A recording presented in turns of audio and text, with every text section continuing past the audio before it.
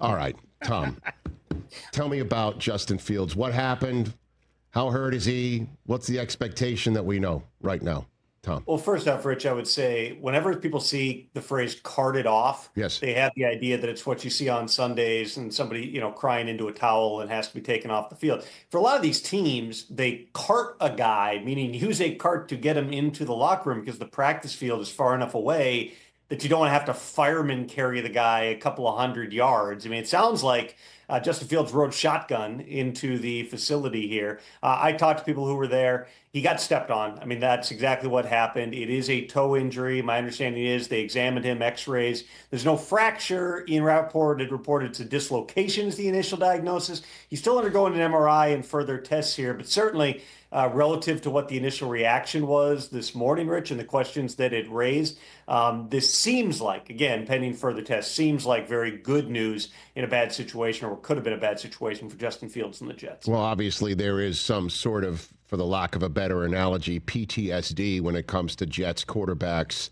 and hopes that are put into their baskets and pages that are turned because they've arrived, and the same old Jets situation is going to finally be overcome. And so you could understand the level of concern that can be had from it. So there's nobody can tell you, nobody's been able to tell you ballpark weeks 4 to 6, 6 to 8, 2 to 4. Well, that's precisely why they're doing the additional tests and the MRI, because once you rule out, a broken toe, which would be a longer type of a recovery here, now you're into that sort of gray area of, is it days? Is it weeks? It does not sound like it's going to be months. Again, pending the further tests here, it would seem, Rich, like this is something that Justin Fields is going to be back from pretty quickly here. Doesn't sound like, again, initially, the week one is in any doubt as he goes up against the guy who tore his Achilles on the fourth snap a couple of years ago for the Jets here. So we'll see exactly how it plays out. You would expect them to proceed cautiously. But again, there's not a fracture. It's not some type of major injury. This wasn't an Achilles or anything like that. This is a toe injury, a dislocation, and they'll see, exactly how long it's going to take him to get back. But it does not sound like it's going to be a great deal of time. So as of right now, I guess to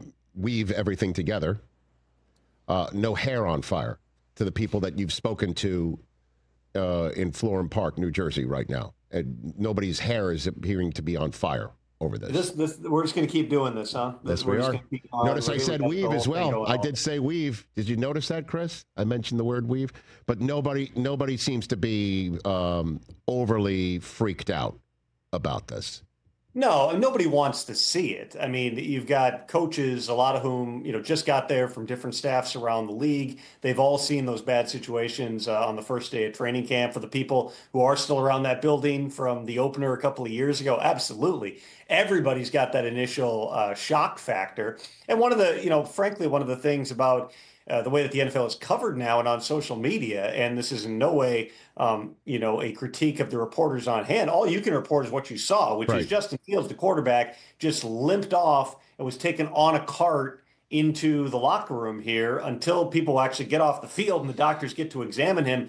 You're operating in a vacuum of information. So in that hour and a half, they were trading for Kirk Cousins, trading for Kenny Pickett, starting Tyrod Taylor. Now we're back to, in all likelihood, barring something major being revealed in terms of the additional tests and the MRI, Justin Fields still being their starter come week one. Catch the Rich Eisen Show live weekdays from 12 to 3 p.m. Eastern on Roku Sports Channel in the U.S.